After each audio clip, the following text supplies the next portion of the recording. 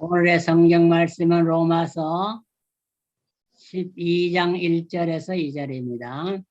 그러므로 형제들아 내가 하나님의 모든 자비하심으로 너희를 권하노니 너희 몸을 하나님이 기뻐하시는 거룩한 산제사로 드리라.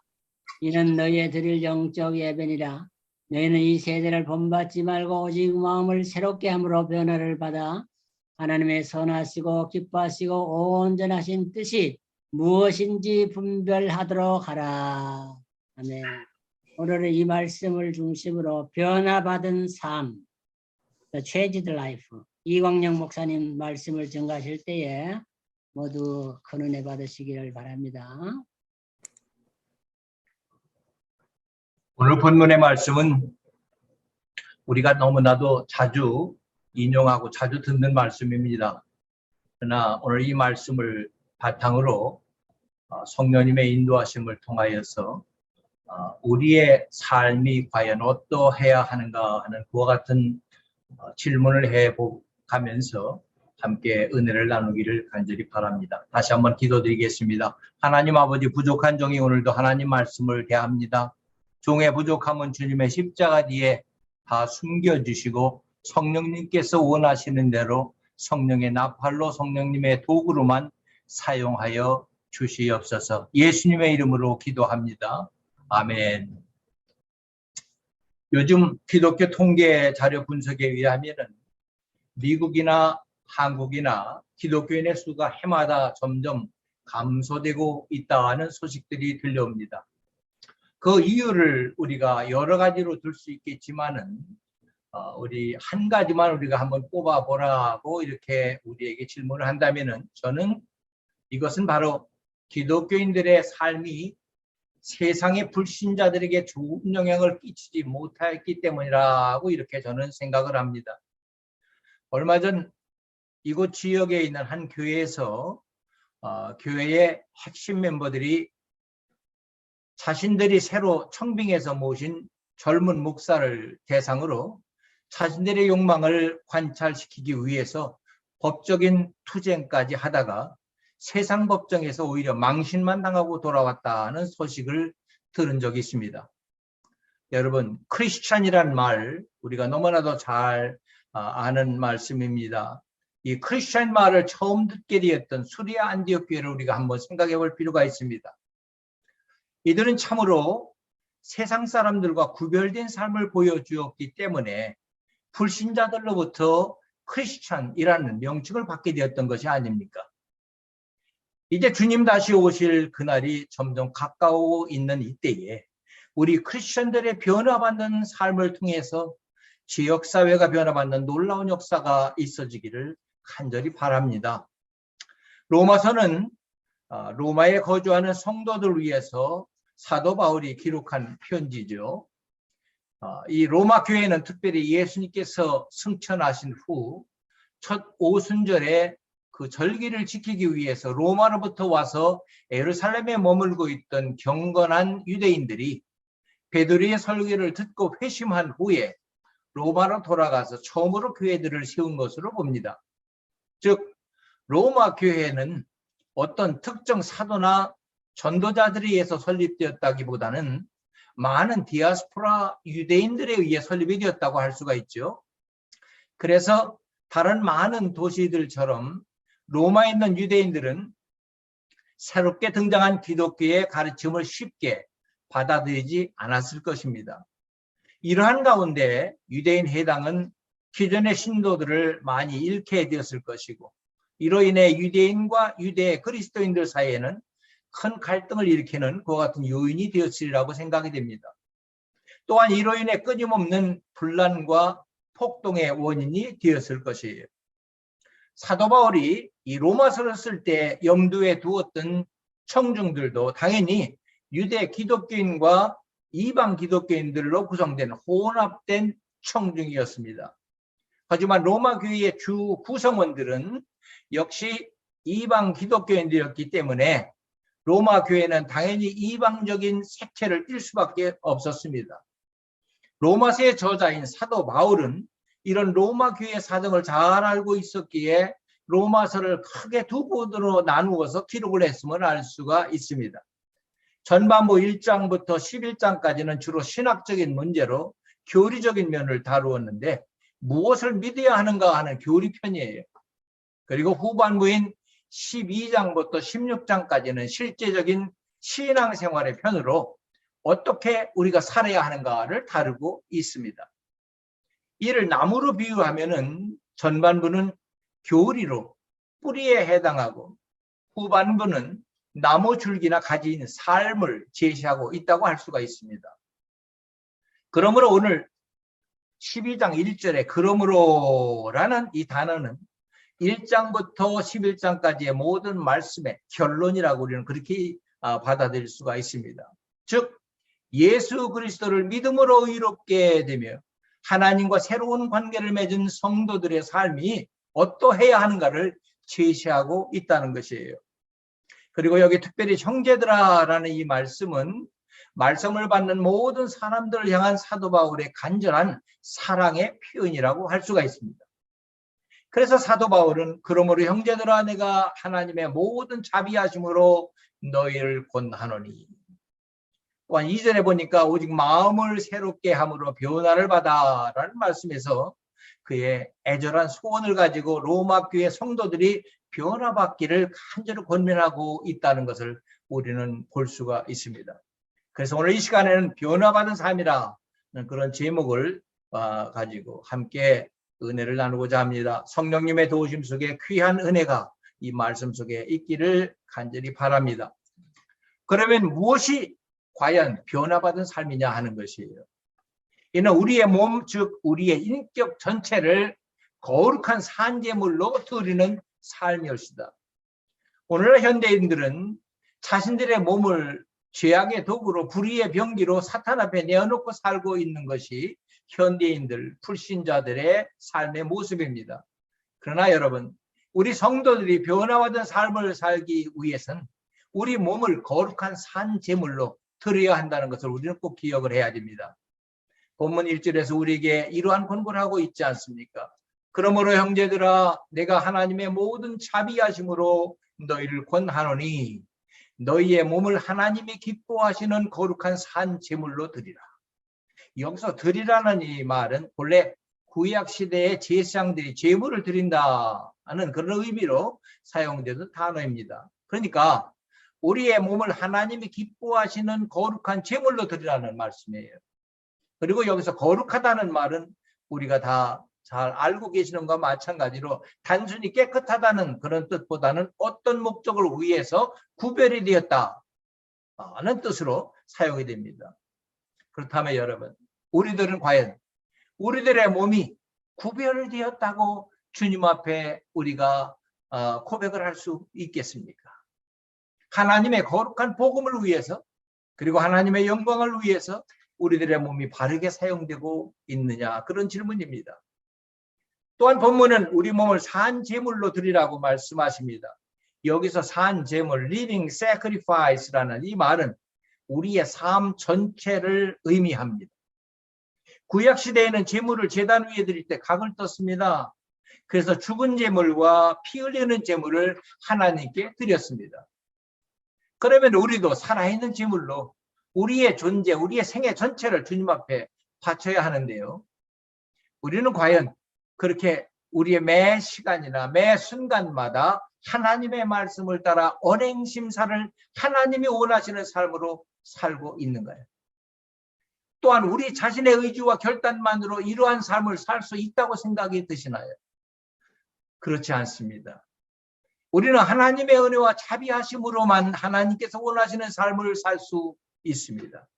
이는 구원이 내 힘과 노력과 의지로 된 것이 아니라 하나님의 은혜로만 가능했기 때문입니다. 그러므로 오늘 우리들의 삶 속에서 세상과 구별된 삶을 살 수 있는 것도 하나님의 도우심이 없이는 불가능하다는 것이에요. 그래서 사도 바울은 오늘 본문에서 하나님의 모든 자비하심으로 라고 말씀을 하고 있는 것이에요. 우리는 하나님의 그 모든 사랑과 은혜를 의지해서 우리의 전 존재와 삶을 하나님 앞에 드려야 합니다. 이것을 우리말 성경에는 영적인 예배라고 번역이 되어 있는데요. 킹 제임스 버전에 보니까 reasonable service라고, 즉 하나님께로 향한 합당한 섬김이라고 이렇게 말하고 있어요. 다시 말씀을 드리면은 이것이 예배다움에 따라와야 할 진정한 삶의 예배라는 것이에요. 그러니까 예배를 우리가 마치는 축도와 함께 예배가 끝나는 것이 아니라 사실은 우리의 삶 속에 드려야 할 진정한 예배라고 한다면 이는 바로 축도와 함께 시작이 되는 것이라 우리는 그렇게 설명을 할 수가 있습니다. 여러분, 진정한 예배란 예배를 드린 후에 우리의 삶의 전 영역 속에서 어떻게 이 말씀을 가지고 하나님이 원하시는 도구로 쓰이기 위해서 우리의 목소리, 우리의 생활 전반에 걸친 모든 행위를 하나님 앞에 내어놓을까를 고민하는 것이에요. 이처럼 변화받은 삶이란 우리의 몸 전체를 구별된 산제물로 드리는 삶이다 하는 것을 기억하시기 바랍니다. 그러면 두 번째로 어떻게 해야 변화받은 삶을 살 수 있나요? 첫째는 이 세대를 본받지 않아야 합니다. 우리가 이 세상을 본받지 않고 세상을 극복하는 비결은 우리 자신의 마음을 새롭게 하는 것이에요. 그러므로 우리가 먼저 하나님 앞에 산 제물로, 즉 우리의 몸을 드려야 하는데요. 여러분, 몸을 지배하는 것이 과연 무엇이라고 생각하시나요? 우리의 몸을 지배하는 것은 우리 속에 있는 마음이올시다. 따라서 우리의 몸이 하나님께서 기뻐하시는 도구로 사용되려면 우리의 마음이 먼저 변화가 되어야 하는데요. 2절의 말씀을 보십시다. 너희는 이 세대를 본받지 말고 오직 마음을 새롭게 함으로 변화를 받으라. 우리 크리스천들의 신앙생활을 방해하는 요소가 세 가지가 있다는 말씀을 많이 들으셨을 거예요. 이는 바로 세상과 사탄과 죄의 성품입니다. 이 세상과 사탄은 우리 밖에 있지만 죄의 성품이라고 하는 것은 우리 속에 있습니다. Sin nature. 그리고 특별히 이 중에 이 세상이라고 하는 것은 우리가 살고 있는 이 세상, 바로 사탄이 지배한 조직된 인간 사회를 의미하는 것이 바로 cosmetic 하는 이 세상입니다. 그래서 사도 바울은 이 세대, 즉 다른 말로 이 세상을 그래서 본받지 말라고 하는 것이에요. 여기서 특별히 본받지 말라라는 이 단어하고 변화를 받으라는 이 구절에 이 두 의미가 서로 대조를 이루고 있는데요. 영어 단어로 본받지 말라고 할 때는 conform이라는 단어를 사용했고, 변화를 받으라는 단어는 transform이라는 단어를 사용했습니다. 우리가 잘 알고 있는 시편 1편 1절, 그렇죠? 그리스도인이 어떻게 살아야 하는지를 아주 잘 가르쳐주고 있지 않습니까?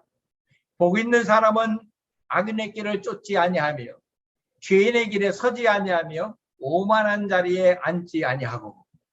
이 말씀 중에 세 가지 동사가 나오잖아요.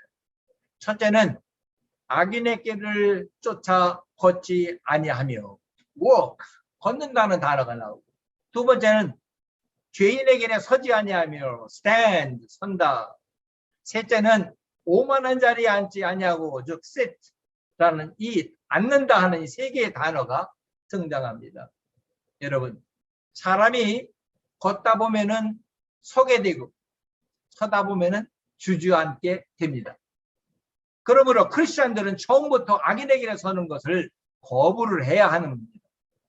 하나님이 원하지 않으시고 하나님의 말씀의 원칙에 분명히 어긋날 경우, 이것이 비록 내가 지불해야 할 큰 희생과 대가가 있다 할지라도 이것들을 향해 거절할 줄 아는 것이 바로 크리스천의 삶이 되어야 된다는 것이에요.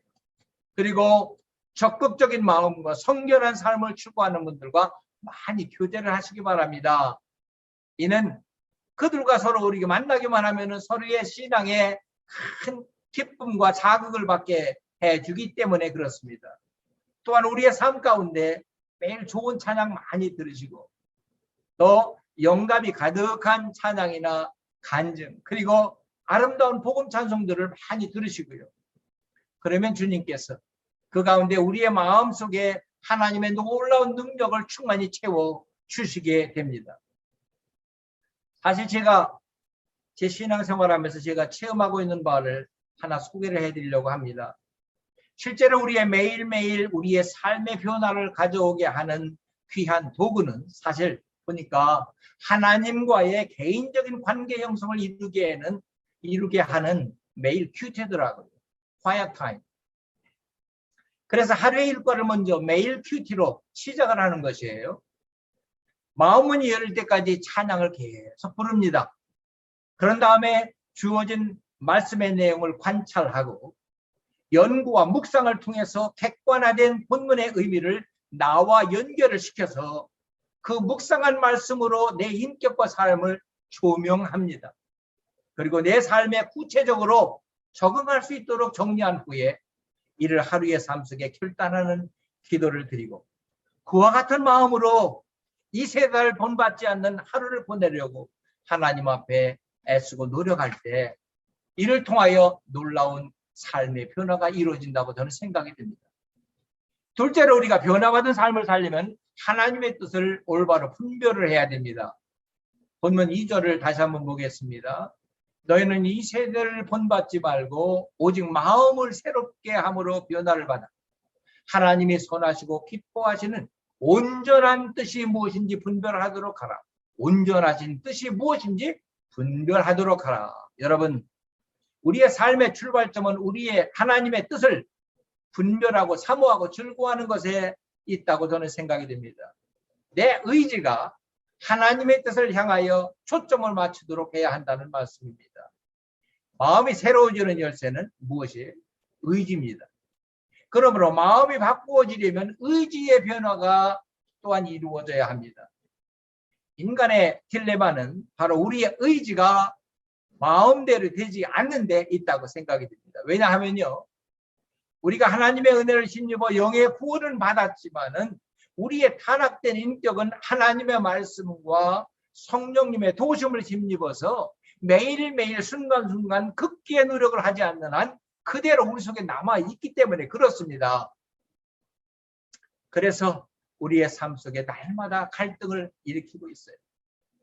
그래서 사도 바울도 자신이 로마서 7장 19절에서 이렇게 고백하고 있지 않습니까? 내가 원하는 바 선은 행하지 아니하고 도리어 원하지 아니하는 바 악을 행하는도다. 그렇습니다. 그래서 우리는 항상 무엇을 계획할 때마다 하나님의 뜻을 먼저 분별해야 합니다. 여러분, 성경에 나오는 기도 중 가장 위대한 기도는 바로 겟세마네 동산에서 최후에 드린 예수님의 기도가 아닙니까? 내 뜻대로 마옵시고 아버지의 뜻대로 하옵소서. 하나님의 뜻만이 선하시고 완전하시기 때문이에요. 그러므로 우리들은 하나님의 뜻이 무엇인지를 분별하고 그분의 뜻대로 살도록 성령님을 의지해야 합니다. 또한 우리들은 매일 기도하면서 많은 것을 주님께 아뢰고 간구하죠. 그러나 바로 이 기도의 마지막 부분에는 주님께서 친히 하나님 아버지께 드렸던 기도처럼 마지막 부분에 꼭 아버지 하나님 내 뜻대로 마옵시고 주님 선하신 뜻대로 하옵소서 하고 기도를 마무리해야 한다고 생각이 됩니다. 왜냐하면 이는 모든 것이 주님께로부터 왔으니 우리의 모든 삶도 주님의 뜻대로 살아들여야 하기 때문입니다. 여러분, 주님이 우리에게 요구하시는 삶은 이 세상에 기여하면서도 세상에 따라 속박되지 않는 삶이었습니다. 특별히 이는 우리 목회자들에게도 해당되는 사항이라고 생각이 듭니다. 이것은 매우 어려운 것 같지만 오늘 본문의 말씀대로 우리의 마음이 새롭게 변화를 받게 되기만 하면 가능해집니다. 즉 나의 전 인격이 그리스도의 마음을 본받게 되면 가능해지기 때문입니다. 이를 우리는 성령 충만한 삶이라고 표현을 하죠. 성령 충만한 삶. 여러분, 세상은 참으로 악합니다. 더욱더 갈수록 악해집니다. 우는 사자와 같이 우리를 삼키려고 합니다. 그래서 사도 바울은 에베소서 5장 16절부터 17절에서 세월을 아끼라 때가 악하니라. 그러므로 어리석은 자가 되지 말고 오직 주의 뜻이 무엇인가를 이해하라고 권면하고 있는 것이에요. 지금 내가 하고 있는 일이 하나님의 뜻에 합당한지 기도하면서 주님의 뜻을 이해하는 우리들이 되기를 간절히 소원합니다. 이처럼 우리는 마음을 새롭게 하고 주님 앞에 나아가는 삶을 통해 승리하는 삶이 되어야 합니다.